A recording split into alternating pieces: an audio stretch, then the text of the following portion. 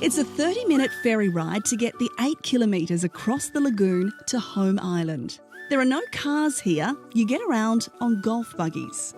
Around 420 people live in this predominantly Muslim community. Today is the first day of a month-long wedding celebration. The women in the community have got together to cook up a feast. Siti is the sister of the groom and she's in charge of a local favourite, coconut rice. Passed down traditional recipes are there, but then there's also kind of recipes that you've picked up along the way, like you'd have maybe Portuguese chicken or Nando's, or you'd have your pizza, your lasagna, your potato bake. So it's all kind of just a fusion of flavours and different cuisines. Later this afternoon, the men will build the marquee and the feast will begin. This is Sandy Beach. How's that for a giant trevally?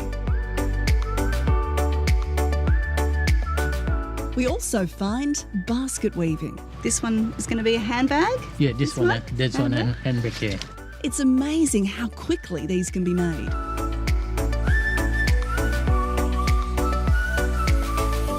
Some food is grown here on the island. It's time for morning prayers and many make their way to the mosque.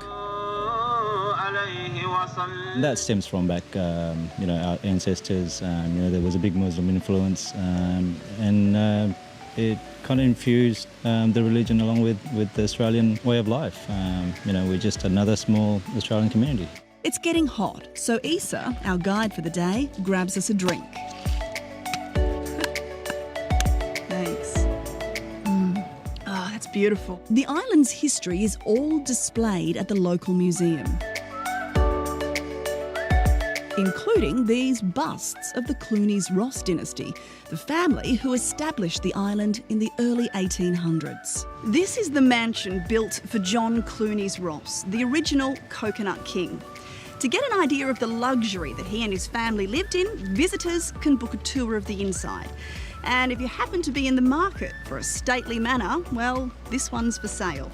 And you cannot beat these views. John was one of the last of the Clunies-Ross family to live in the home. Long trousers on, a collar shirt for tea, and you didn't get fed otherwise. Well, you could eat with the girls, the staff, and so you eat early and go to bed early, or you get pucker and eat dinner. So yeah, it was the last of the colonial life, I guess, The local men are building the marquee. It doesn't take long when you have more than 100 on the job. Home Island has a completely different culture from West Island, but they seem to have found a happy medium where the people of the two islands have seamlessly integrated to create a strong local community. My role here is the Shah President, but also I'm the Deputy Imam for the Cocos Islands.